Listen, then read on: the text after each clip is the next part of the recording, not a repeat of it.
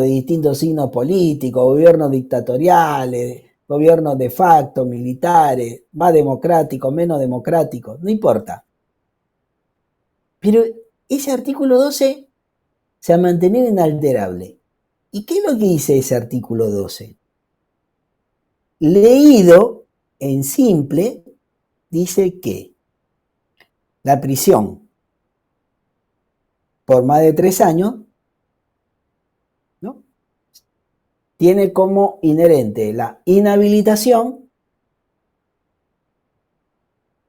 e importa además la privación, mientras dure la pena, de la patria potestad, de la administración de los bienes y del derecho a disponer de esos bienes por actos entre vivos.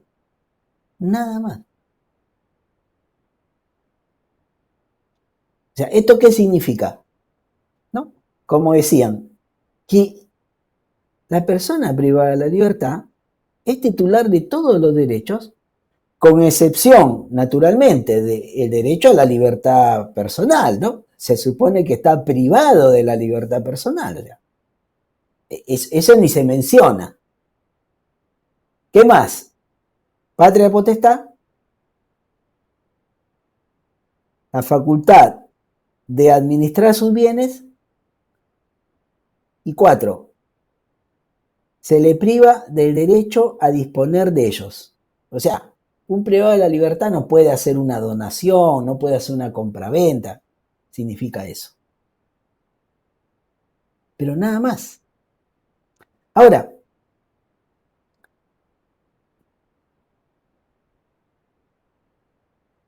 esa disposición del artículo 12 no solamente no ha sido cuestionada, sino que en el año 1996,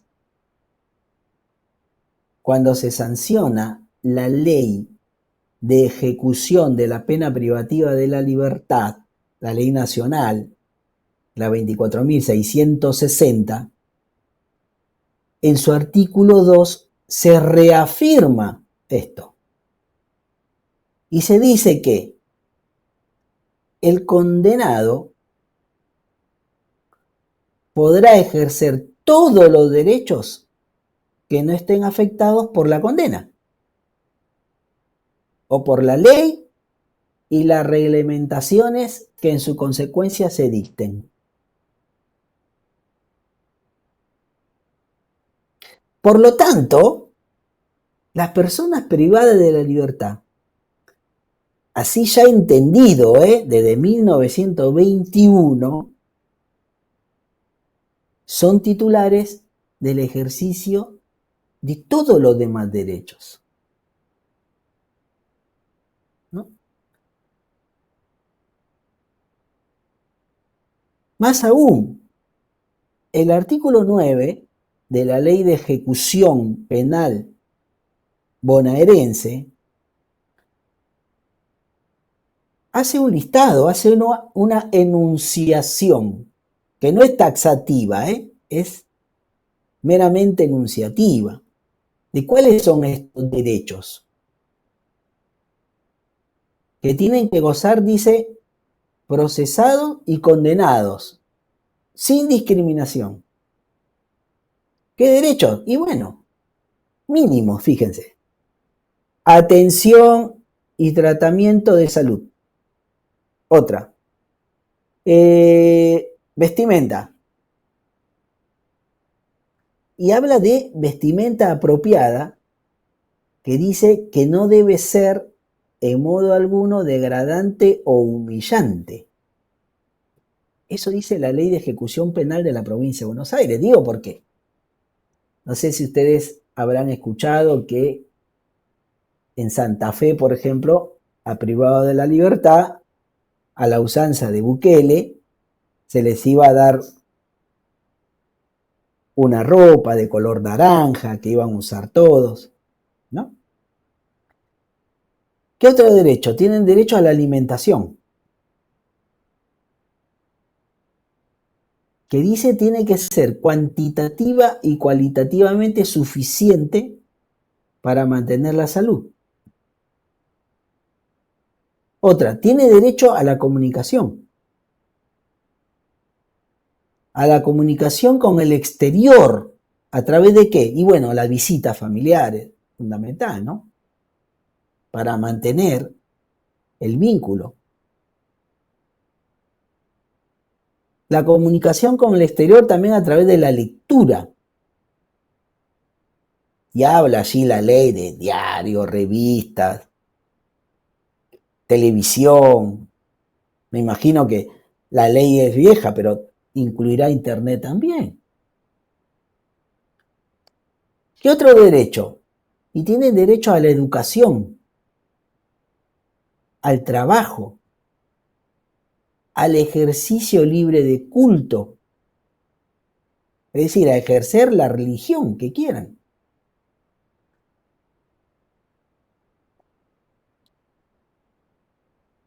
A asesoramiento legal.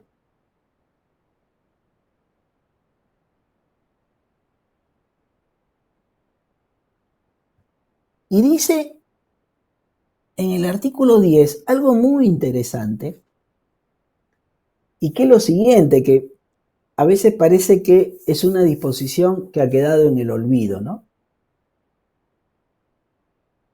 Allí se señala que el juez de ejecución, tiene que garantizar el cumplimiento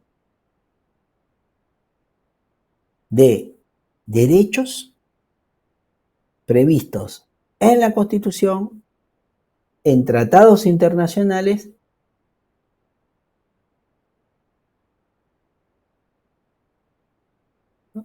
y derechos, obviamente, de todas las personas privadas de la libertad que se encuentran bajo jurisdicción del servicio penitenciario. Entonces, esa referencia, que insisto, a enumeración de derechos con carácter enunciativo, no es taxativo, no es que tienen derechos, esos derechos y nada más, no. Es una mera enunciación de derechos.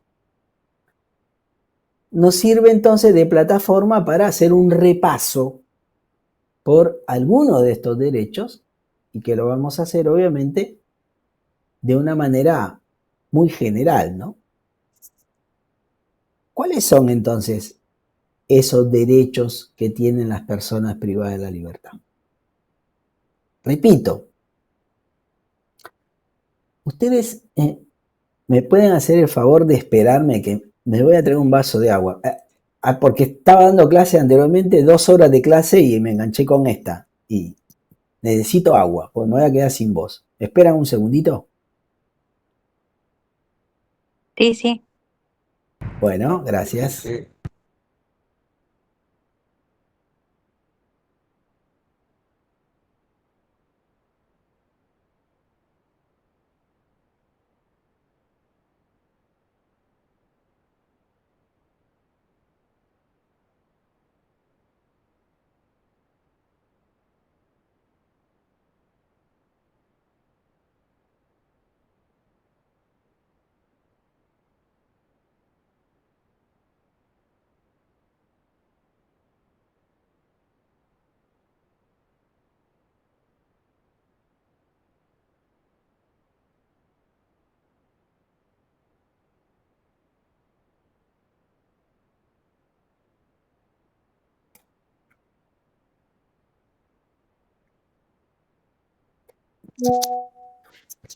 Gracias, ¿eh?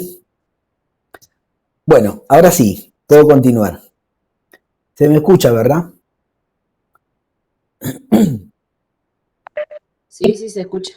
Bueno, entonces las personas privadas de la libertad, repito, tienen todos los derechos que tienen todas las personas, ¿no? Entonces, obviamente, el primer derecho que tienen es el derecho a la vida, como lo tienen todas las personas. Pero en relación a las personas privadas de la libertad hay algunas particularidades por la propia situación de encierro que hace que ese derecho a la vida que tienen todas las personas adquiera algunos contornos diferentes, ¿no? ¿Qué quiero decir? El derecho a la vida que tienen todas las personas implica, obviamente, que el Estado, desde un aspecto negativo, no le prive de la vida arbitrariamente a una persona. Es decir, por ejemplo, no cometa una ejecución extrajudicial.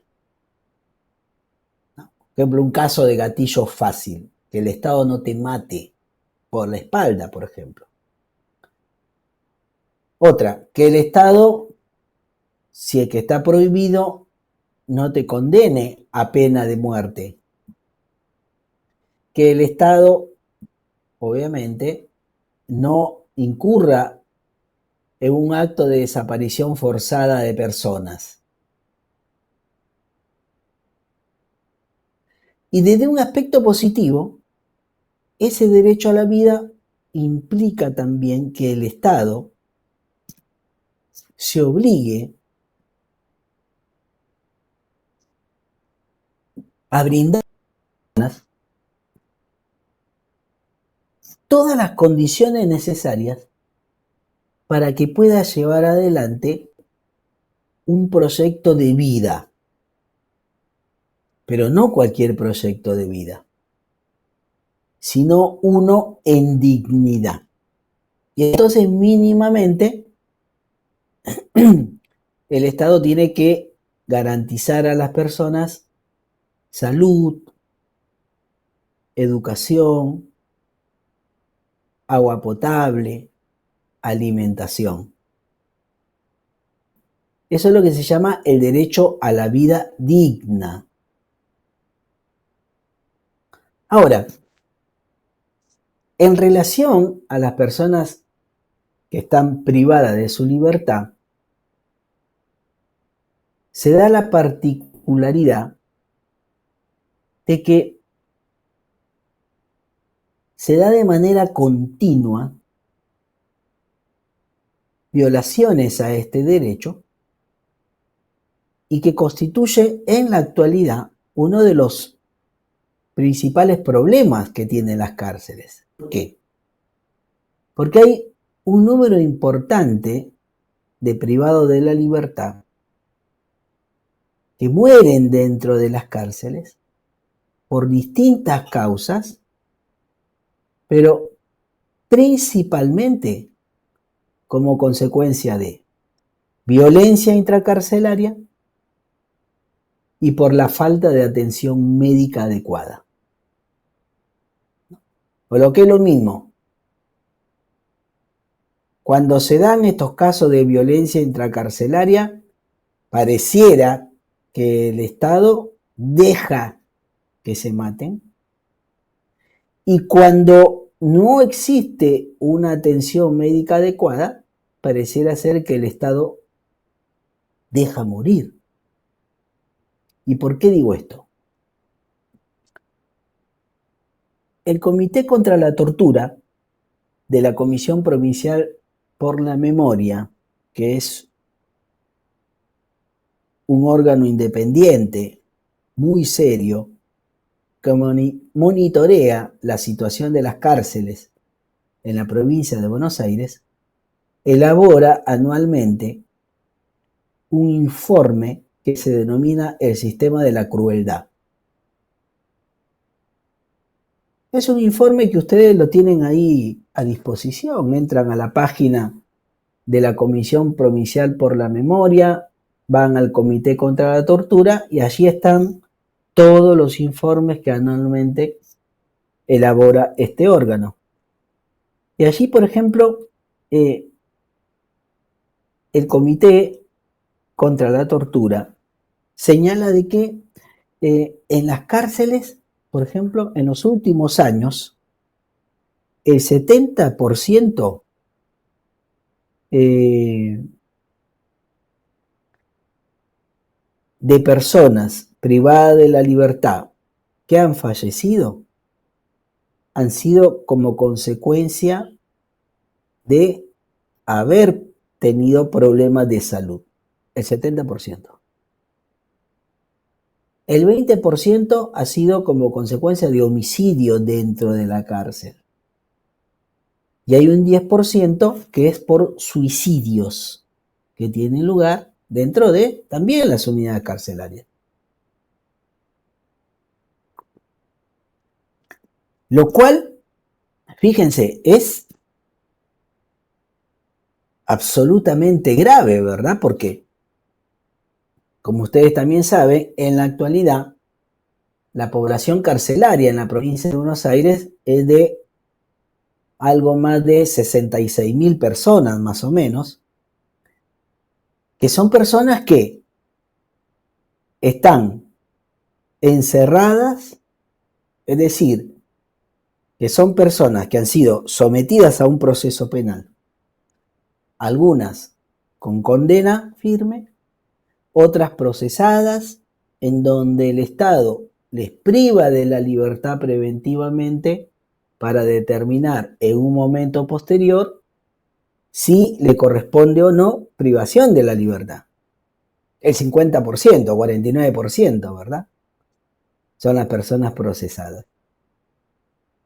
Pero, entonces, de todas esas personas procesadas y condenadas, el Estado, no hay que olvidar que asume el papel de garante, asume el papel de guardián,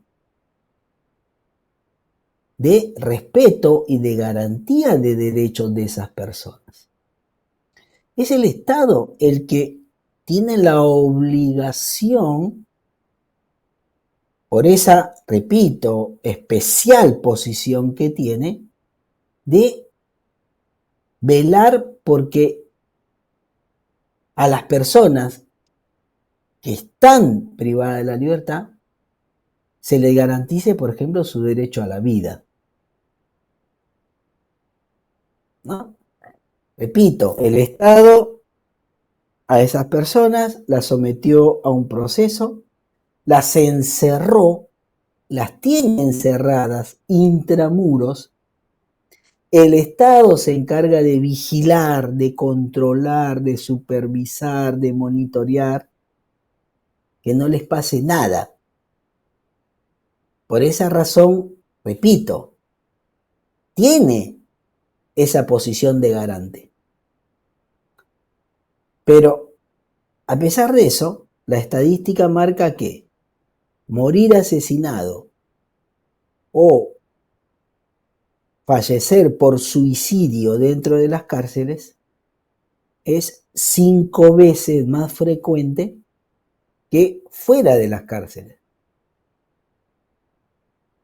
Por esa razón es que el Estado, como garante del derecho a la vida de toda persona que se encuentre bajo su custodia, tiene la obligación de prevenir todas aquellas situaciones que puedan conducir, ya sea por acción, ya sea por omisión, a la violación de este derecho humano fundamental. Porque el derecho a la vida es un derecho humano fundamental que no admite limitaciones y que constituye, obviamente, un prerequisito para el ejercicio de todos los otros derechos que tiene la persona humana. O sea, ¿qué opinan de esto ustedes? ¿Lo ven así? ¿No lo ven así?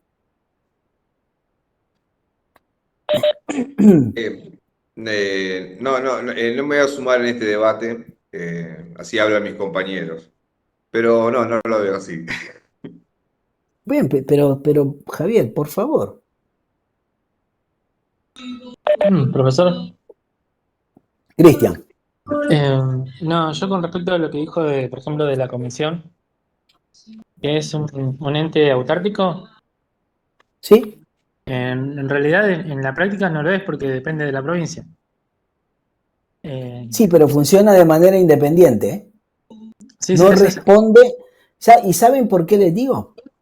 Miren, el Estado argentino, como ha ratificado, entre otros, el Pacto Internacional de Derechos Civiles y Políticos, en donde yo les dije, ¿no? Está jurídicamente reconocido el principio de trato humano, por ejemplo, el Estado argentino tiene la obligación de presentar periódicamente informes ante este comité sobre cuál es la situación de derechos previstos en el pacto. Y entonces el Estado argentino, y así lo hacen todos los otros estados, ¿no? Cada uno cada vez que se le requiere este informe, presenta un informe y, por ejemplo, puede ser que el comité le diga, mire, quiero que me informe a ver sobre cuál es la situación de las cárceles de la provincia de Buenos Aires. Se lo ha dicho, ¿eh? Quiero que me brinde información sobre, por ejemplo, el problema de hacinamiento que existe en las cárceles. Entonces, ¿qué es lo que hace el Estado argentino? Obviamente presenta el informe. Pero este comité y todos los otros comités, disculpen la expresión, ¿no? Pero para que se entienda, como para que los estados no le vendan fruta y no le salgan a decir en estos informes, no, mire acá, estamos todos fenómenos, no hay hacinamiento, ni nada, permite que las organizaciones de la sociedad civil le presenten lo que se llama informes paralelos o informes sombra. Entonces las organizaciones de la sociedad civil le acercan a este comité información objetiva, precisa. Y entonces de esa manera, bueno, el Estado no trata de acercarle al comité información que no sea la fidedigna. Bueno, el comité contra la tortura sistemáticamente se presenta ante el comité contra la tortura, el comité de derechos humanos, el comité de las personas el comité sobre derechos de personas con discapacidad, presentando informes sombra, denunciando cuál es la situación real de las cárceles en la provincia de Buenos Aires. Por eso, Cristian, yo digo, para mí es un organismo que es serio. Sí, profesor, no quise decir que no sea un organismo serio, no, No, para no, nada. no. Lo que digo es Sí, que no, en esto de ser claros como Estado, digo, ¿no? Acá hablo del Estado en sí. El sueldo a esta comisión se lo termina pagando la provincia. sí, eso sí. Y por Y eso tiene esa particularidad que a pesar de que le paga la provincia, actúa con independencia, ¿eh? No está sujeto, no maquilla. Si ustedes lean, yo les invito a que ustedes lean los informes del sistema de la crueldad. Y miren si no son completamente críticos sobre la situación en la que se encuentran las cárceles en la provincia de Buenos Aires. Y ni hablar de la vulneración de derechos de quienes se encuentran encerrados y encerradas. lo que yo quería llegar, profesor, es que el Estado, en este caso vamos a hablar del Estado provincial, ¿no? Sí, Al contar con esta información, pareciera ser, ¿no? A priori, ¿no? A una primera vista, que la conducta estatal, la tendencia no es a mejorar la calidad de vida del interno. no, para nada. No, claro. O sea, estos órganos, como la Comisión Provincial por la Memoria y otros órganos que hay sobre estas cuestiones, lo único que hacen es elaboran informes, son denuncias, pero no. por ahí no tiene legitimación para actuar, ¿se entiende?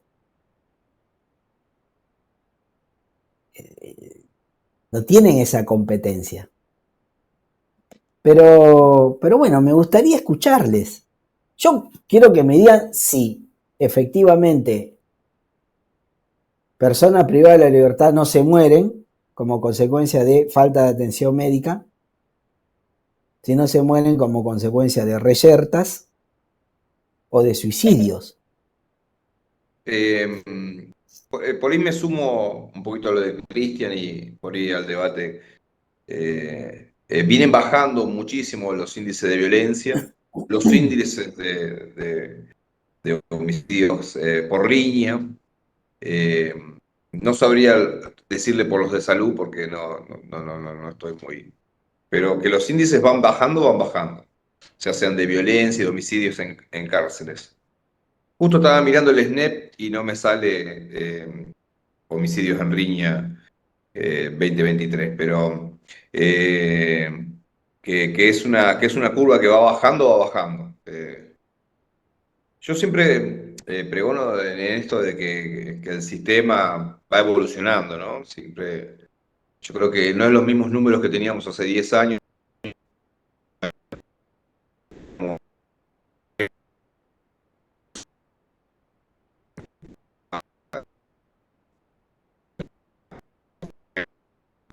No sé si soy yo, pero no te escucho.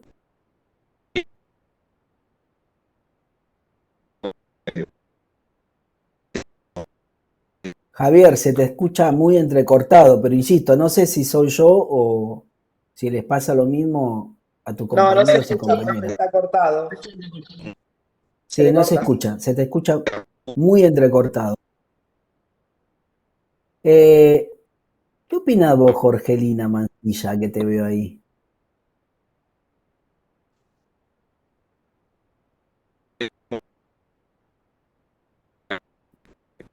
Tenés que activar tu audio, me parece.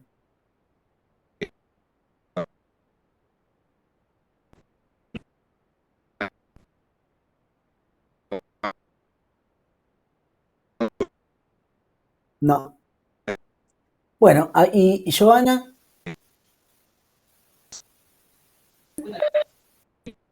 Yo opino un poco igual que Javier. Yo estoy en la unidad 30 de General Alvear, no sé si sabe cuál es, que es una unidad muy grande, tenemos casi 3.000 internos y ha bajado muchísimo el índice. De hecho, en los últimos años no tenemos muertes en línea, no tenemos, y de hecho el tema de las peleas también ha bajado mucho y el tema de la agresividad. Es cierto que como hablábamos en otra clase, el tema de los celulares causó que todo esto cambie bastante. En cuanto a salud, tampoco, porque como salud no nos... O sea, si bien está dentro del servicio y nosotros por ejemplo tenemos un hospital, no pertenece a nosotros, entonces es distinto, entonces no sabemos bien cómo funciona, pero acá, por ejemplo, yo trabajo en depósito y trabajo con muchos internos y ellos están todo el tiempo diciendo que el tema de salud es complicado porque no los atienden, porque no tienen los insumos necesarios. Entonces por ahí esa parte es más complicada, que ya no lo podemos manejar desde el lado nuestro. bien, Pero sí creo que ha cambiado mucho a lo que era antes. gracias, Joana. ¿Ya, Jorgelina, podés hablar? A ver. Sí, ¿se escucha? Ahora sí. Ah, cambié de la compu del teléfono. Yo opino, le decía que opinaba lo mismo que los chicos, que se redujo tanto las peleas como el tema de los homicidios con respecto a la utilización de la telefonía celular. No sé si lo dijo recién Joana, porque justo saqué una conversación y empecé la otra. Eh, pero para mí se redujo en ese sentido. Antes, cuando nosotros entrábamos a trabajar, era problema en la mañana, problema en la tarde, problema en la noche. Y ahora ya, si es una por semana o cada, no sé, 4 días, ya se limita a eso, no hay tanto. Y con el tema de la salud. no está dentro de nuestras manos, ya que la parte de salud no la podemos manejar nosotros, no podemos manejar si hay un médico y un enfermero las 24 horas como tiene que haber, si está la psicóloga cuando el interno está en depresión y lo puede atender, si no está dentro del horario que atiende la psicóloga o del servicio que hace, o del psiquiatra mismo. Bien, O si el abogado del interno pudo sacar, no sé, un habeas corpus para que el interno que esté muy enfermo pueda ir a un hospital a hacerse los estudios que necesita. No depende ok, tanto eso de nosotros, sino del entorno también, de la parte de salud con la que nosotros no podemos manejar. perfecto. Bueno, Profe, sí, perdón. otra cuestión que también se da, por lo menos en el lugar de trabajo que estoy actualmente, que sí se da el tema de salud bastante seguido, pero bueno, ahí es un conjunto de cuestiones. Obviamente, como dijeron recién los compañeros, hace tiempo ya salud penitenciaria dejó de ser ajenos a nosotros, a lo que es el servicio en sí, pero tú ves que nos suele pasar, por ejemplo, a nosotros. Me ha pasado que se nos han muerto detenidos a 7 días de irse en libertad, a un mes de irse en libertad. Entonces hay una demora grande del sistema de justicia también. O sea, en cuanto a eso, Sí, tenemos alrededor de una población de 800 detenidos. De esos 800, en la unidad 26, yo calculo que hoy arriba de 500 son personas adultas. Obviamente eso conlleva enfermedades terminales, conlleva patologías y demás. A sí, eso no, se le tal cual. suma la decadencia que tenemos hoy por hoy en el servicio de salud penitenciaria, pero se le junta el Poder Judicial. Se le junta al Poder Judicial. Hicimos una estadística del año pasado y tranquilamente un ejemplo, si en la unidad se murieron 20 por salud, y yo calculo que 15 podrían haber estado en el domicilio tranquilamente. Bueno, sí, de eso vamos a hablar ahora. Sí, no, no. Bueno, bueno, muy bien. Entonces, en relación al derecho a la vida, ¿no? Con esas particularidades, ¿no? Es decir, eh, las personas privadas de la libertad tienen derecho a, bueno, a la integridad personal, es decir, tienen derecho a estar obviamente protegidas contra todo tipo de actos o amenazas de torturas, así como contra toda forma de tratos crueles, inhumanos o degradantes. Entonces, el Estado, a través de sus agencias penitenciarias, tiene la obligación, obviamente, de garantizar el derecho a la integridad de las personas detenidas, siendo responsable de la plena observancia de este derecho. De modo que si existen indicios, si hay una denuncia, el Estado tiene que actuar inmediatamente, inclusive de oficio, tiene que hacer una investigación imparcial, independiente, minuciosa, que permita determinar la naturaleza y el origen de las lesiones padecidas, identificar a los responsables e iniciar su procesamiento, ¿verdad? Ahora, ya vamos a ver que este derecho a la integridad personal está íntimamente relacionado con otros derechos que tienen las personas privadas de la libertad.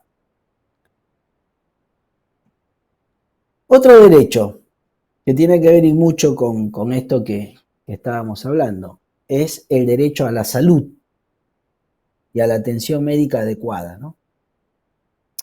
En relación a este derecho, obviamente que lo mismo que una persona que no está privada de la libertad, el derecho a la salud implica el máximo, el mayor bienestar físico, psíquico y social, ¿verdad? Según la definición que ha dado la Organización Mundial de la Salud sobre lo que es la salud.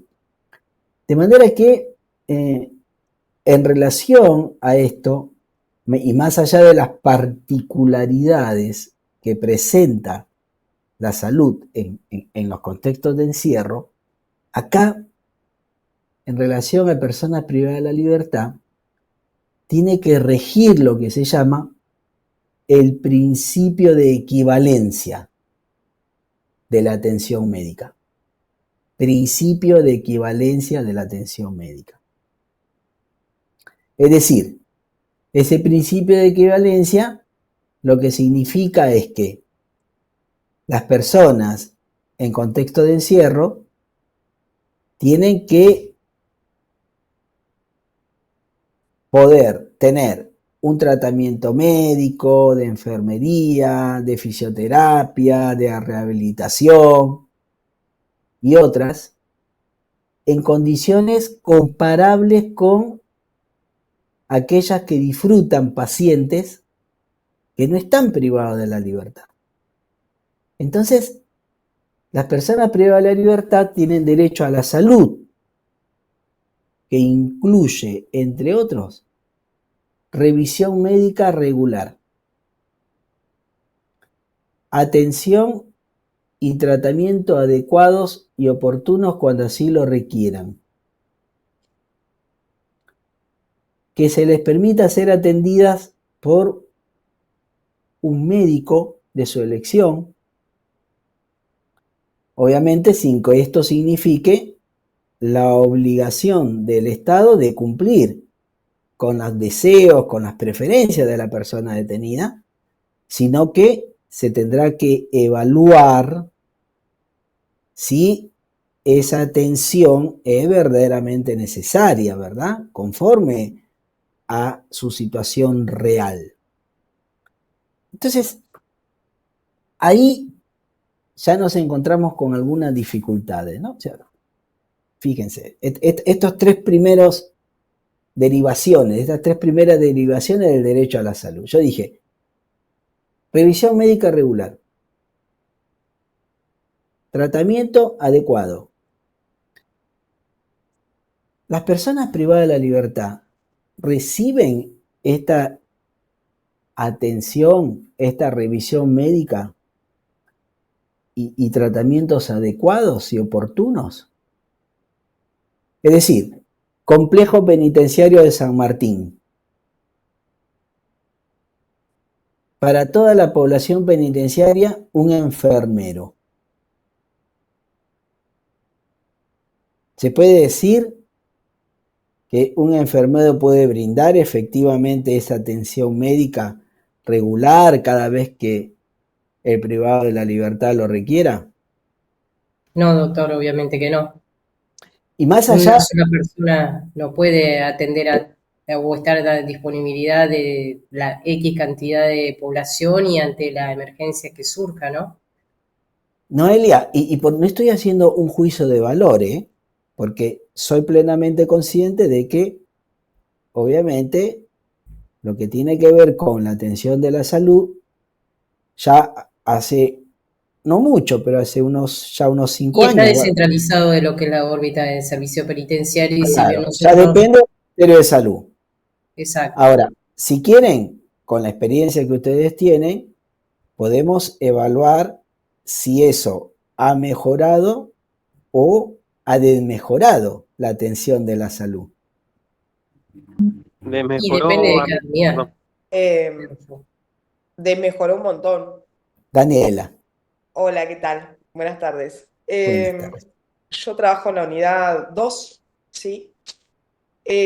Creo que aproximadamente desde octubre del año pasado, bueno, nosotros tenemos un hospital cerca, ¿sí? No es como la 30 que tienen, gracias a Dios, ellos un CAS, que se le dicen, que es un centro Sí. de atención sanitaria. Nosotros tenemos la unidad de al lado 38, pero no está disponible para internación. Por ende, los nuestros van a ser internados al Hospital Zonal, ¿sí?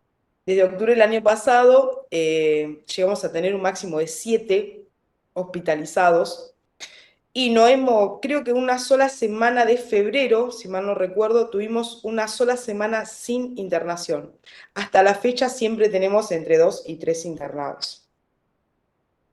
Por ende y incluso cuando los sacamos son internaciones largas, ¿sí? Porque ya vienen de un destrato, digamos, ¿sí? Una enfermedad avanzada por lo general, entonces las internaciones son larguísimas, ¿sí? Ya vienen quizás hasta con una TBC totalmente avanzada, por lo general pueden llegar a tener, vesícula, pancreatitis, etcétera, bueno, infinidades de enfermedades que son de larga curación, digamos, ¿sí? Por eso el tratamiento en el hospital es largo, ¿sí? La internación es larga. Y convengamos que en sanidad, en la unidad nuestra, no cuentan con nada, de provincia no se les da nada. Recién ahora, hace unos pocos meses que logramos logramos, no, yo pertenezco a otro lado, yo los llevo y los traigo, digamos, ¿no? Sí, a los sectores salimos desde la unidad a brindarle asistencia y volvemos. Esa atención con infectología, que es muy importante para las personas portadoras de HIV, diabetes, todo eso, se le hacen los test rápidos, que se logró hacer con ese CAS que está en la otra unidad, con una especialista. Entonces sí tenemos esa asistencia y una psiquiatra, que es lo nuevo que se ha incorporado hará un par de meses, no mucho más. Pero bueno, yo no, se logró eso desde salud penitenciaria, digamos, en esta unidad en especial por la demanda obviamente que había, porque esta gente, convengamos que si es portadora de HIV y no tiene un tratamiento, sí, cualquier digamos, enfermedad, virus que contraiga, sí, y no tener un HIV, que son las enfermedades infecciosas, digamos, si tiene las enzimas altas, fallecen, digamos, de otras enfermedades y no por la aportación del virus en sí, ¿sí? Bien, A sí, eso sí, es sí, a lo claro. que voy. Gracias. Alguien quería hablar también. No, no, perdón. Sí, Roxana. Hola, ¿qué Oh, tal? Disculpe, no tengo cámara. bueno. Bueno, yo trabajo en la unidad 8, cárcel de mujeres. La Ujú. población femenina es muy particular. Por ahí es otro tipo de demanda. A veces compartimos con la unidad lindera, que es la 33, también con población femenina, un solo médico, 24 horas, lo que genera una vulnerabilidad.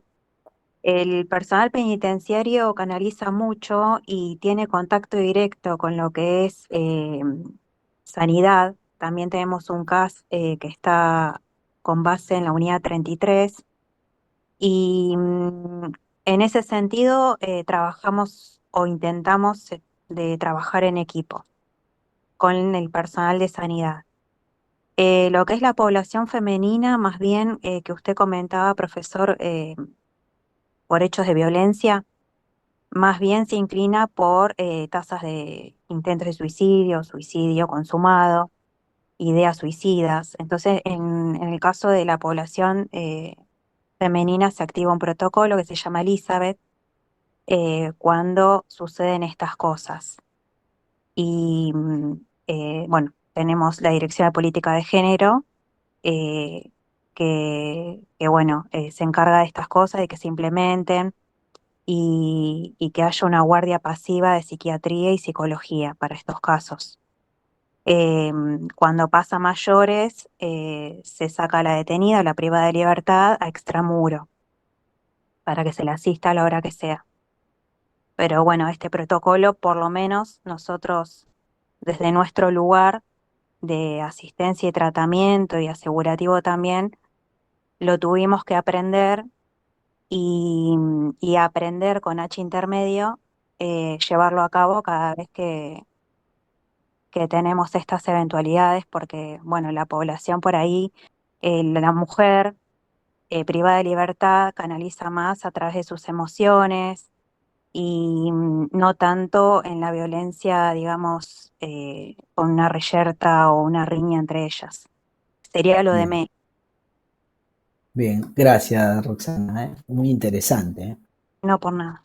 Muy interesante. Entonces, fíjense que ahí entonces hay una cuestión en donde hay claramente una falencia y que tiene que ver con esto de que no hay una atención médica regular, que sea eficiente, que sea completa, ¿no? Llámese, por ejemplo, ni hablar cuando se trata, por ejemplo, de atender la salud bucal, por ejemplo, de las personas privadas de la libertad, ¿verdad? Ya. ¿Hay un dentista en las unidades penitenciarias? Hay dentistas, hay radiólogos, pero el dentista de la unidad no trabaja como el que trabaja afuera, que nos atiende a nosotros. Ahí no tenés anestesia, o si tenés, no sé, no debe agarrar de la misma manera que nos agarra a nosotros acá afuera, porque salen con las bocas así. ¿Y qué pasa Yo, por cuando un ejemplo, privado de la tengo un libertad, por caso, ejemplo, se parte un diente?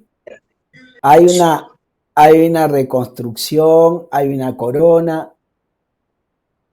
yo tengo un caso, por ejemplo, que justo pasó hoy con eso del dentista, porque acá nosotros, como decía Daniela, además de una especie de hospital, tenemos un CAS y bueno, funcionan todas las especialidades. Pero el tema es ese, que no hay insumos, que tenés el dentista, tenés el radiólogo, están las máquinas, está todo, pero no tenés insumos. Hace un mes que le están cambiando el turno porque están esperando la anestesia, por ejemplo, que llegue y no llega. Y hoy uno de los médicos llevó anestesia que juntaron ellos de sus trabajos de afuera para poder atender ciertos casos que tenían de urgencia. No hay Bueno, insumos, no tienen. Joana, y vos fíjate que estamos hablando de lugares en donde hay un CAS. Y Sí, sabemos que sí, no sí, todos sí. los lugares tienen un CAS, No, ¿no? no. Entonces ahí hay una cuestión.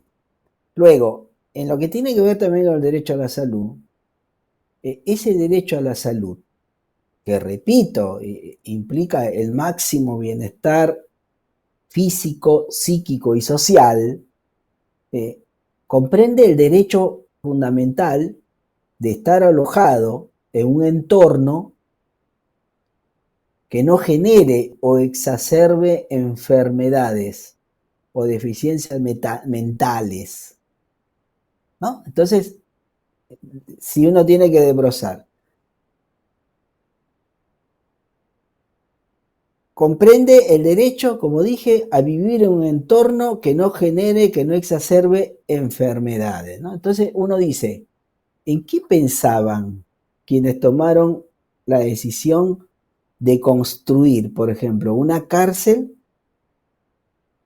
sobre un relleno sanitario, como pasa en el complejo penitenciario San Martín, ¿no? En donde es bien conocido que quienes están alojados allí tienen granos en los brazos, en las piernas, que no pueden, obviamente, utilizar el agua potable, porque claramente se hicieron perforaciones y naturalmente, ¿verdad? Las pruebas digamos, de potabilidad que se hicieron dieron todas que no eran aptas para el consumo humano. ¿Qué opinan de esto ustedes? Priscila, no has hablado y te veo ahí, por eso las que veo acá, no sé, no veo a muchas acá, pero bueno. Hola. Sí. Yo trabajo en la unidad 2 de Sierra Chica, la verdad que el complejo de San Martín no lo conozco, lo tengo por otros compañeros que han estado ahí o por alguna noticia que vemos en la tele.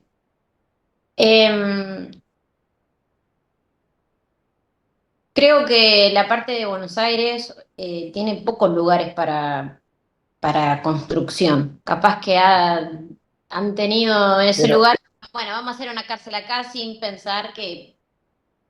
Pero Priscila, pero te lo puedo asegurar que eso no es un problema, ¿eh? No, lo El pienso tema de lugar, porque yo creo que había lugar. Bueno, por eso le digo, yo desconozco, yo vivo en el interior de la provincia, desconozco la parte de Buenos Aires y todo lo demás, esa parte la desconozco. Por eso, es por lo que yo veo en la tele y por algún compañero que me ha comentado. Porque el complejo está emplazado en el Gran Buenos Aires, ¿no? Digamos, en San Martín, en el campo casi. Por ahí es campo ya. De la ruta, el Ciance. Conozco San Martín, no sé cómo es, por eso no sé. Claro. No conozco esa zona de allá. Sí, Juan Un Manuel. comentario con respecto a eso. Yo trabajé 10 años en el complejo San Martín. Conozco bastante. El problema que hay en las cárceles del conurbano es que yo me recibí hace 22 años. Cuando me recibí, Las cárceles quedaban o en la zona capital, o sea, La Plata, o en la zona de campo. No había cárceles en conurbano. ¿Qué pasó? La necesidad de los juzgados de tener los internos cercas de sus respectivos juzgados hizo que se plantee la necesidad de hacer cárceles cercanas, para que los internos estén domiciliados, estén detenidos cerca de los juzgados. ¿Qué pasa? En el conurbano está todo poblado y ningún barrio medianamente lindo quería recibir una cárcel. No, ¿quién va a querer una cárcel o un cementerio en su barrio? No. De hecho, hay un caso bastante famoso que hace poco hicieron una alcaidía por ahí por zona norte, no me acuerdo qué alcaidía es, que yo lo vi en el noticiero de Canal 13, que estaban quejándose los vecinos, cómo le habían puesto una alcaidía en su barrio, cuando ellos claramente no la querían. Entonces, ¿eso qué llevó? A que construyan todas las cárceles del conurbano en terrenos del SEANSE. La de Lomas, que estoy ahora yo, estaba también construida en lo que era ante un pantano. San Martín está arriba del Seance, González Catán arriba del Seance. Perdón, ¿y qué problemas trae aparejado, por ejemplo, el de Lomas? Que no lo conocía. El barrio es feísimo, está en medio de la villa, y los vecinos no tienen derecho a quejarse porque son todos terrenos tomados. Por eso la provincia puede construir en ese tipo de lugares. No, Entonces, pero puntualmente, el complejo penitenciario, ¿qué problemas tiene como consecuencia de eso? y falta, Humedad. tiene inseguridad bárbara porque vos, el complejo, a diferencia de otros complejos que lo tenés aislado de la ciudad, acá lo tenés enfrente. Vos cruzás la calle y tenés la villa. Una fuga de ocurrir, no lo agarras más porque se te mete en la villa y tenés los vecinos todo el día enfrente de la unidad. Tenés una urgencia, querés salir con el patrullero matando y tenés que, por poco no chocas un nene, porque están jugando a la pelota en la puerta de la unidad. Son cosas que pasan producto de esta falta de lugares idóneos en la provincia de Buenos Aires y esa necesidad de los juzgados de tenerlos cerca. ¿Por qué? Porque por la familia, por los comparendos, pero yo creo que lo ideal sería que sean en cárceles de afuera, como por ejemplo yo conozco la 30, Juan Manuel, la 30, que es una cárcel Juan que Manuel, está aislada, que no tiene ninguno de estos problemas. Y Juan Manuel, en relación a estos problemas de salud, por ejemplo, en la San Martín, en el complejo de San Martín, ¿se da efectivamente eso de que tienen granos? Sí, de hecho cuando se inauguró en el año 2008 San Martín hubo varios años que no se podía tomar el agua, era intomable, nos repartían bidones tanto para la población como para el personal, hasta que después, no me acuerdo en qué año, creo que como en el 2011, más o menos 2012, se revirtió eso y se empezó a hacer potable el agua, supuestamente. Hoy por hoy los internos toman agua de red. Se supone que ya es Claro, potable. pero Pasó. traen de pozos que se perforaron y que están como a 2 o 3 kilómetros. No sabría eso, pero sí que por muchos años no se tomó agua de red y últimamente sí se está haciendo. En el complejo San Martín hay solo un CAS, está al lado de la unidad 48, pero cada unidad cuenta con su personal de sanidad de cada unidad. Yo ahora me fui de San Martín en el 2021, así que no estoy presente bien cómo estará ahora, pero no creo que haya un enfermero para las 3 penales. Puede haber un enfermero por penal. Igual no alcanza, y yo creo que es algo que depende pura y exclusivamente del Ministerio de Salud y la Dirección de Salud Penitenciaria, que no... Claro. Mirá que nosotros renegamos con eso, porque yo cumplo la función de jefe de turno en este momento en la unidad 58 de Lomas de Zamora. Muchas veces me gustaría tener personal idóneo para que me atiendan a los internos acá y no tener que sacarlos a un hospital extramuros. Pero está fuera de mi alcance, incluso del director de unidad, incluso del jefe de complejo, o sea, incluso del jefe de servicio, me parece. Al independizarse el Ministerio de Salud Penitenciaria de otro ministerio, que ya no depende del nuestro, que es Justicia, estamos atados de pie y manos. Y esto, yo que lo viví desde cuando pertenecíamos todos al mismo ministerio, en el año 2005, cuando yo me recibí, era totalmente distinto el funcionamiento y era mejor. Capaz que había falencias también, pero no tantas como las que hay hoy. Claro. Muy bien, Juan Manuel. Entonces, excelente las intervenciones. Entonces, ese derecho a la salud, fíjense, también implica que se le tiene que prestar el servicio de salud y que en todo momento se tiene que respetar la autonomía de la persona detenida. Y en este sentido, por ejemplo, se tiene que contar, ¿verdad?, con el consentimiento informado en esa relación médico-paciente que se forma. Muy importante en lo que tiene que ver con personas privadas de la libertad que, por ejemplo, padezcan de enfermedades graves, crónicas, ni hablar de enfermedades terminales, ¿no? La recomendación que han hecho los órganos internacionales de protección de derechos humanos es que no tienen que permanecer en establecimientos carcelarios. Excepto que, bueno, que el Estado pueda asegurarle de que tienen unidades adecuadas, con atención médica adecuada, con tratamiento especializado, con equipo, con personal calificado, con provisión de alimento adecuada, de alimentación adecuada. Si no, la recomendación es, bueno, recurramos a medios alternativos, ¿verdad?, a la prisionalización. Prisión domiciliaria, por ejemplo.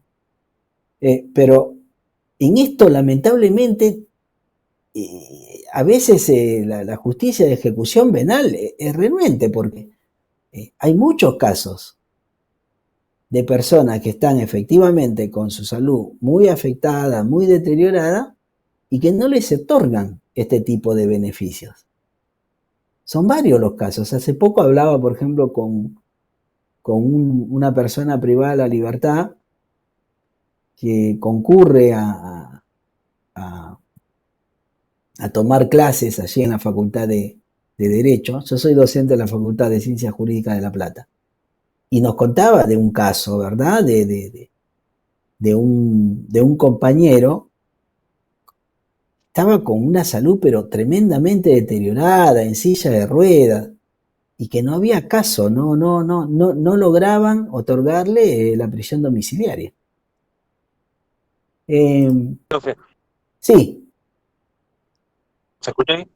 sí, En se razón escucha. también a lo que estaba diciendo, bien, en razón a lo que estaba diciendo, que es lo que habíamos hablado en un principio del estado de salud y la justicia, que muchas veces no solía resolver. También lo que nos pasa, por ejemplo, hablo en este caso en la unidad bajo yo, es muy común. Tengo un ejemplo, es decir, 20 detenidos con enfermedades terminales. Muchas veces, no solo, sacando el servicio, en este caso, no solo la justicia, sino también lo que nos pasa o nos viene pasando en el último tiempo, la familia, o sea, muchos detenidos de edad avanzada no tienen familiares a cargo, o no tiene gente que lo reciba, entonces se terminan muriendo en la cárcel. A eso súmale lo que es el estado terminal de una enfermedad. Bueno, son dos cosas aparejadas, amén del servicio y amén del cambio, servicio penitenciario y salud penitenciaria, que creo que viene más el cambio por si se mueren más o si se mueren menos, que nos afectó a nosotros de forma directa por un cambio doctrinario, sería, en el sentido de que antes éramos el servicio penitenciario unificado, y no que dependían del Ministerio de Salud y demás. Pero bueno, nos suele pasar eso. No solo la justicia, sino también eso. Muchas veces los detenidos con enfermedades terminales, y ni hablar depende del delito también, por una cuestión lógica, no los recibe la familia o no tienen lugar donde quedarse. Entonces ahí también no solo es el servicio, no solo es salud, no solo es la justicia, sino también a través del patronato de liberados, son un montón de conjuntos de cosas que a veces se nos escapan a nosotros. Muy bien. Efectivamente es así, Joel. Bueno, otro derecho que tienen las personas privadas de la libertad es el derecho a no ser alojadas en condiciones de hacinamiento, ¿no? Y entonces, bueno, fíjense, como ustedes lo saben, mantener a una persona encerrada, ¿verdad?, en condiciones de hacinamiento, constituye una violación de su derecho a la integridad personal. El hacinamiento lo que genera es, obviamente, una obstrucción al régimen tratamental que se da en los centros penitenciarios, deteriora la salud, afecta el descanso, la higiene, trae problemas también con la alimentación, ni hablar de la seguridad, de la recreación, ocasiona un deterioro organizado de las instalaciones, trae consigo graves problemas de convivencia y eso obviamente genera también lo que se llama la violencia intracarcelaria. Pero es una realidad, ¿verdad? La situación crítica en la que se encuentran las cárceles en la provincia de Buenos Aires. Es muy crítico. Eso ustedes lo saben, ¿verdad? La población carcelaria creció abismalmente en los últimos años. Ajá. Por eso de ahí la construcción de nuevas cárceles, alcaldías penitenciarias, donde alojar. La verdad que es mucha la demanda, incluso no solamente por el personal de salud, también el curso penitenciario. Hay un ideal, pero también, digamos, del lugar de compañeros tal vez opinen lo mismo. Uno lo ata con alambre, trata de hacer lo mejor que puede para asistir y para que la persona privada de libertad no solamente reciba asistencia, sino que un adecuado tratamiento eh, y poder gozar de todos estos derechos. Y a veces uno hace más de lo que debería para promover esto, para que se cumplimente. Pero nos deja tranquilo a todos, por ahí terminamos muy estresados, pero sabemos que nuestra tarea la intentamos cumplir con mucha cautela y a conciencia. Bien, la sobrepoblación es una realidad, nadie lo puede negar. Inclusive en relación a esto, en el año 2005, ustedes saben que se presentó, ¿verdad?, un habeas corpus colectivo ante la Corte Suprema de Justicia de la Nación, el caso Berbisky. Han pasado 20 años. 20 años. Y fíjense, pasaron 20 años, ¿eh? Y en esa sentencia, que es de fecha 5 de mayo, perdón, no, es 3 de mayo del 2005, o sea, ya está, ya cumplió años hace 2 días. En esa sentencia, la Corte Suprema le instruyó a la Suprema Corte de Justicia de la provincia de Buenos Aires a que de manera urgente, le dijo, de manera urgente, haga cesar toda eventual situación de agravamiento de la detención que importe un trato cruel, inhumano o degradante. Y dijo, y el hacinamiento lo es. Y esto, dijo, se tiene que hacer de manera urgente. ¿Por qué? Va a acarrear responsabilidad internacional al Estado. Sin embargo, fíjense, esta resolución de la Corte Suprema de Justicia ha devenido en letra muerta.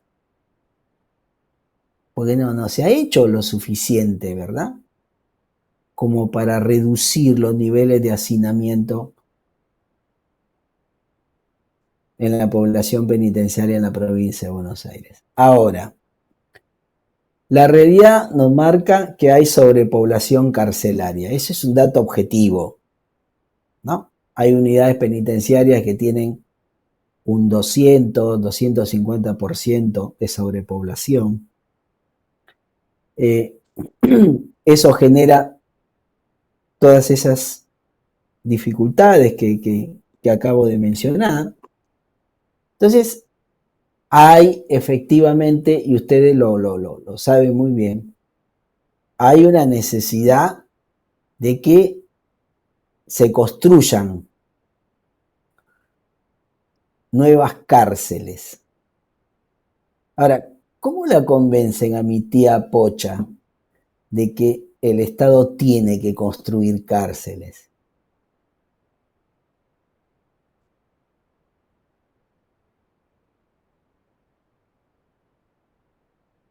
Yo les pregunto. Le decimos a la tía que es un conjunto de fallas, en su conjunto desde el Estado general, desde la justicia. Dicho en criollo, ¿vende construir cárceles? ¿Políticamente vende? No vende. No.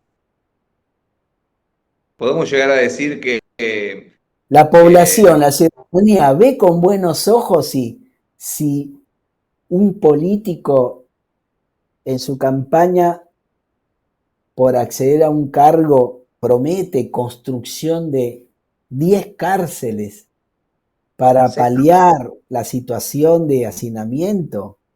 No. De esa forma, en la condición de hacinamiento, no, pero por ahí pueden vender que gracias a las actividades de la policía en forma preventiva y tener más detenidos alojados en diferentes prisiones, pueden hacer más cárceles. Yo creo que de ese lado lo pueden llegar a vender. Después no por el hacinamiento. Lo pueden llegar a vender porque trabajan tan bien la policía atrapando ladrones y delincuentes que nada, hoy estamos haciendo un programa de llevar todos los delincuentes a las cárceles y ahí sí necesitamos más cárceles. Pero no por el hacinamiento. Claro, tal cual. El ejemplo, como dice Javier, no se promociona el llevar más detenidos. No se está promocionando, hagamos más cárceles para llevar más detenidos, para que los detenidos que hoy están durmiendo 4 en una pieza, 5 en una pieza, duerma 1 en cada pieza. Uh-huh. Es todo un tema, ¿verdad? La Corte Interamericana de Derechos Humanos, en un caso que se llama Montero Aranguren y otros contra Venezuela, es un caso del año 2006, esbozó así un estándar en relación a lo que es la sobrepoblación y dijo de que lo deseable para una celda de detención en donde esté alojado una persona privada de la libertad y para que se considere que no esté hacinada es 7 metros cuadrados. ¿Qué opinan de eso? Se ríe Javier.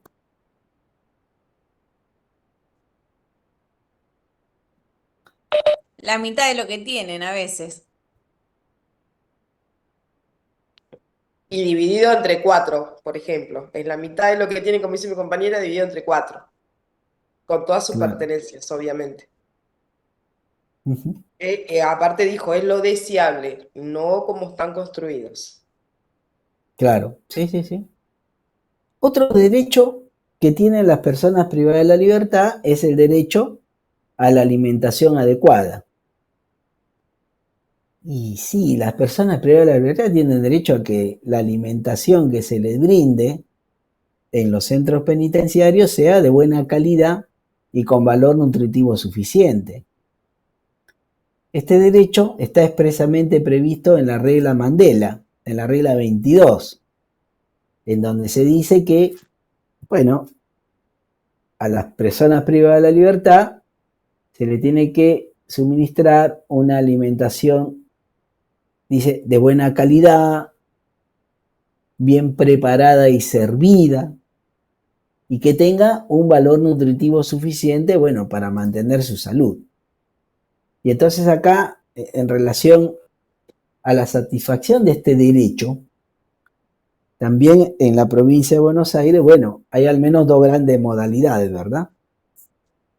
Establecimientos que tienen cocina, en donde se cocina, y establecimientos en donde, obviamente, la provisión de la comida se ha tercerizado y vienen con las famosas bandejas. ¿Qué opinan ustedes de esto? Y a nosotros por ahí el tema de que venga terciarizado nos sacó un problema en la parte de depósitos y eso. Como que nada, ya viene con el gramaje que corresponde y el valor nutritivo que corresponde lo hace una empresa a través de sus chefs o con la gente con la que trabaja en la cocina. En otras unidades todavía está a granel y nada, por ahí muchas veces se complica un poquito, se pelea un poquito más porque siempre es muy, muy a cuenta ¿no? Pero ¿Y hay focos de corrupción cuando la cocina está instalada en el penal? no, en realidad, no. Así dicho, doctor, como lo dice por ahí, no. Hoy por hoy, Porque digo, yo, hay mucha queja por parte de los privados de la libertad en relación a que a veces se les suministra carne que no está en buen estado, verduras podridas. Sí, perdón, yo soy jefa de depósito acá en la unidad 30. Nosotros recibimos, de acuerdo al arancel, como bien decía Javier, tenemos un arancel, tenemos un menú diario, digamos, que se debería entregar todos los días y recibimos la mercadería por parte de gestión, que son quienes nos proveen. Tenemos los proveedores que llegan una vez por semana, tanto con carne, con pollo, con verduras que no son de mala calidad. Y después el camión de los secos, que sería arroz, fideo, polenta y demás. Todo lo que recibimos lo suministramos. A la mañana salen 3 carros de acuerdo al menú, que llevan primero la verdura. Nosotros acá no cocinamos. Se entrega todo crudo. Y se envían todas las mañanas los carros, tanto con la verdura primero, después con los secos, y lo último que sale es la carne y el pollo. Pero bueno, lo que recibimos acá, por ejemplo, en la 30, no es de mala calidad, está todo en perfecto estado y se entrega todo lo que se recibe. Y calculo que en el resto de las unidades que tiene se deben manejar más o menos de la misma manera. No sé las de catering porque no desconozco. Yo le voy a sumar un comentario por ahí a lo que dice Joana y por ahí a lo que apunta, profesor, que yo siempre lo recalco y lo voy charlando con la gente que tenemos ganas de hacer un cambio, ¿no? Dentro de la institución y somos generadores por ahí de cambios. Yo entré con la intervención del 2001, profesor.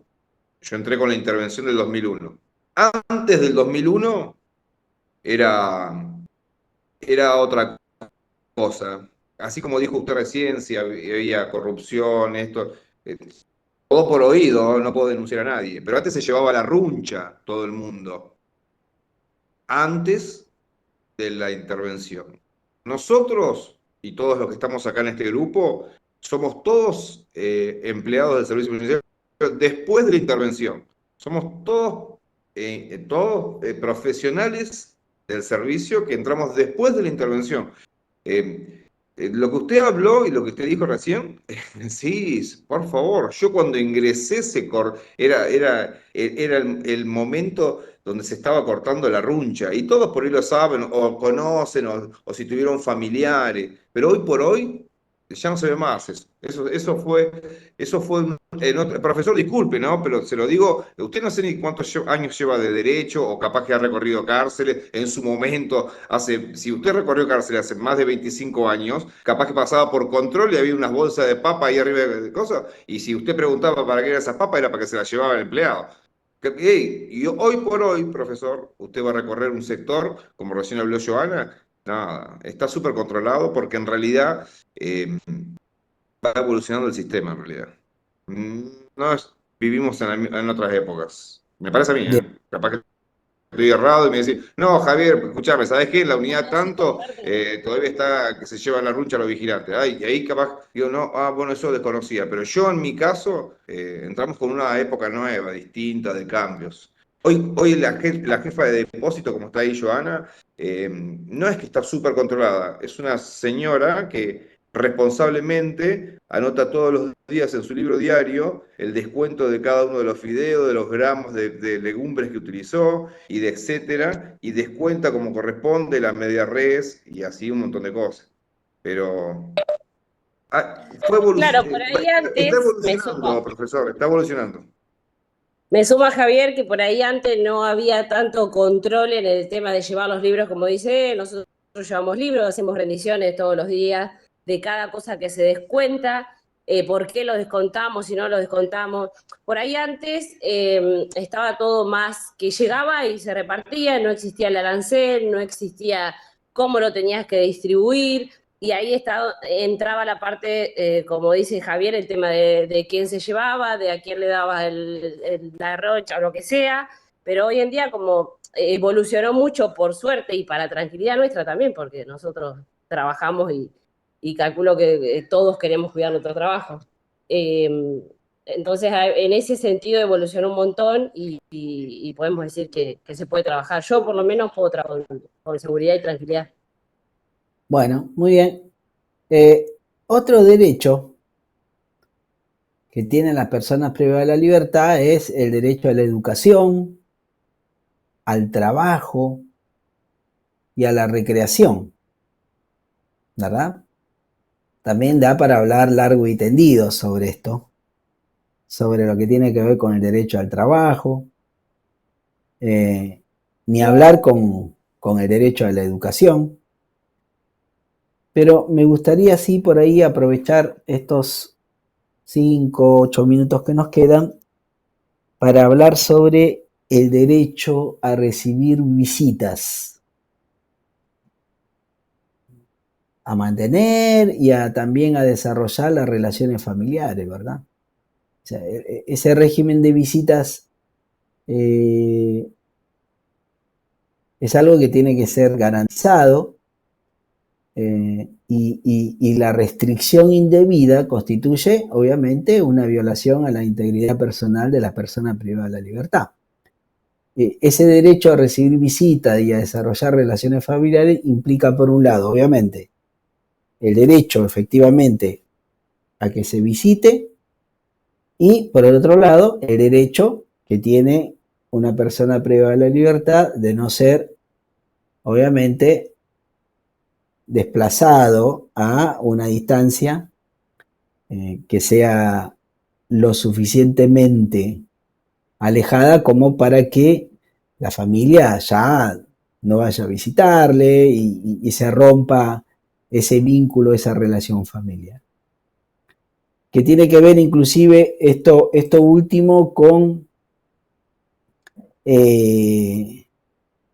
los traslados, que a veces se llevan adelante de un lugar a otro lugar muy distante, ¿verdad? Y entonces quisiera hablar sobre lo primero, el derecho a recibir visitas, en donde los órganos internacionales obviamente han recomendado a los estados que tengan mucho cuidado sobre determinadas prácticas intrusivas en relación a familiares, en donde inclusive en algunos casos han estado involucrados, por ejemplo, niños, niñas, adolescentes. Miren, esto es una realidad, ¿verdad? Por ejemplo,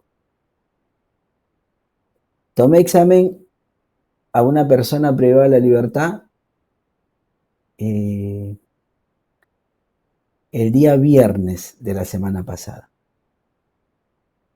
Excelente, se sacó un 10. Excelente. Había estudiado muchísimo. Y hablando del tema, él obviamente me preparó derecho a persona privada de la libertad. Cuando habló del régimen de visita, él mencionó un caso, y es que tiene un hijo de 14 años que no quiere ir a visitarlo, que no hay forma, no quiere ir a visitarlo, porque cada vez que va se tiene que desnudar, bajar los pantalones, bajar los calzoncillos, y eso le genera a él mucha vergüenza y no quiere pasar por eso. ¿Qué me dicen de eso?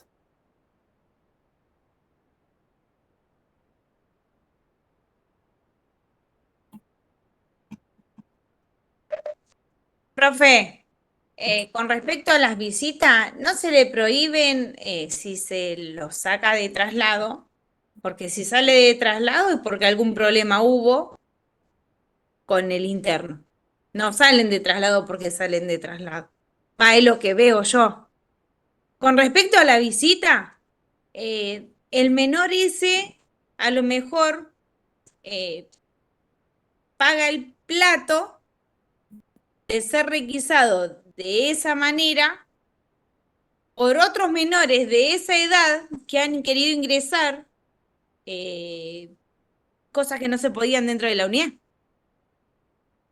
Vos las personas tenés que requisarlas de una manera o de otra.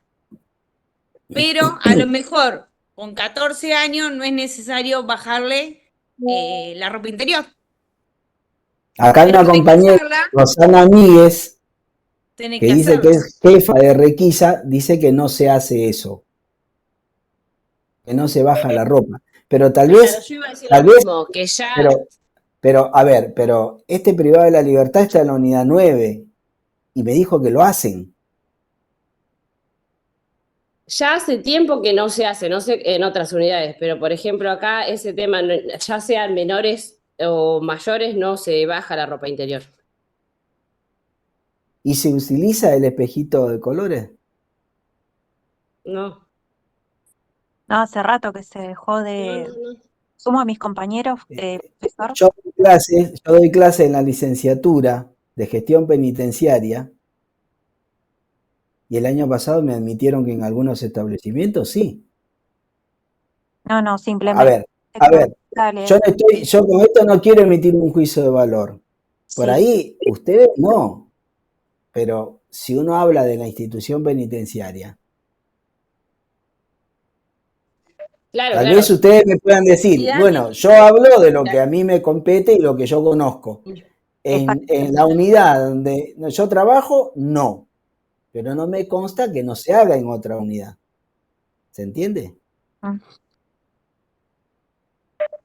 Hay una resolución ministerial del 2005 que explícitamente prohíbe bajar. Pero, Cristian, claro, a ver, en el año 94, en un caso que llegó a la Comisión Interamericana X e Y, al Estado argentino se le instruyó para que, obviamente, no incurra más en esas prácticas que llevaba adelante el servicio penitenciario de inspecciones vaginales a una nena de 14 años que iba a visitar al padre junto con la madre. 1994, o sea, está bien, la norma puede existir, ya sé que la norma está, el tema es, ¿se respeta?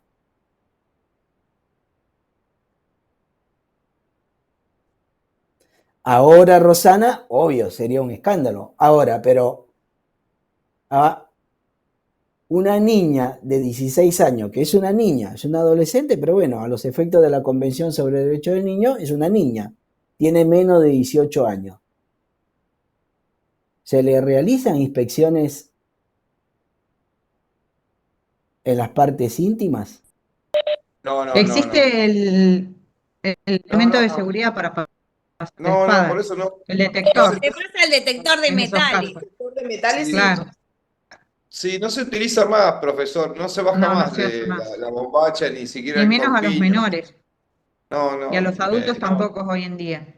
no, A ya las hace mujeres, rato que no se utiliza, que no se baja la bombacha y no. no se revisa las partes íntimas ni de la mujer ni del hombre. No.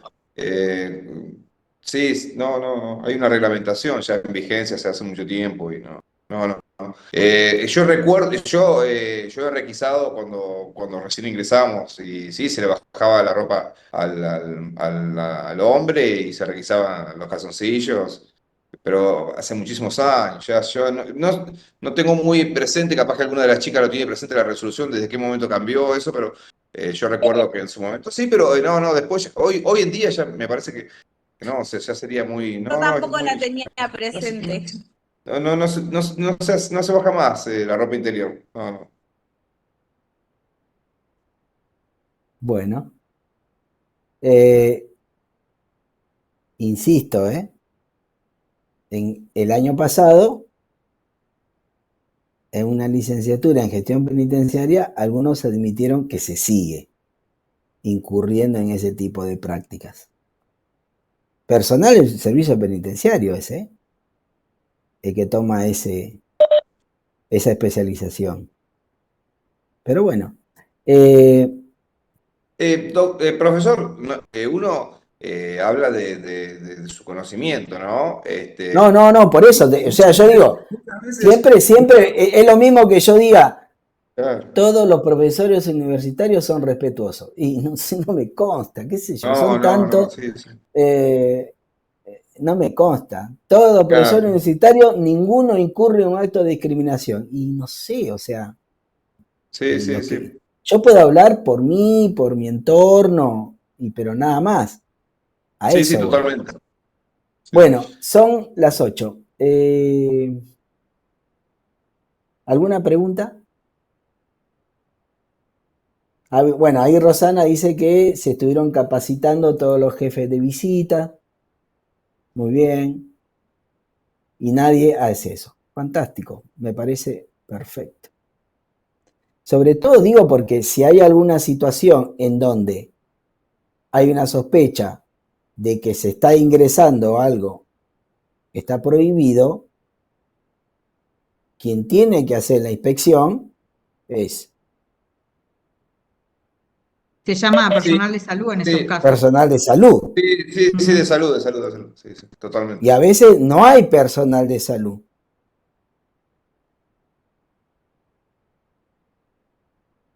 ¿No? Sí, pero las sospechas tienen que Bueno, ser muy... Hoy por hoy hasta tenés un perro que lo podés poner de droga en la puerta de visita y si sabés, si es tenés la que, información y el es que, dato, es que es absurdo hacer una inspección para ver si ingresan droga. ¿Cuánta cantidad de droga se puede ingresar de esa y nosotros manera? hemos encontrado 250 gramos de marihuana en un preservativo, pero bueno, Por eso, pero bueno, pero eso es absurdo, pero bueno. Pero bueno, nos vemos la clase que viene. Interesante la clase hoy, muy de retroalimentación, me encantó. ¿Bien? Muy, Bueno, perfecto. muy ya, participativa también. Así me gracias. gustan las clases. Bueno, Así que Gracias. hasta nos Buenas vemos. noches. Gracias, buenas Que hasta noches. luego. descansen. Hasta Disculpe que estaba luego. en viaje, que por eso no participé mucho. Tranquila. Bueno, chao, Noches. chao. Hasta luego. Hasta luego. Hasta luego.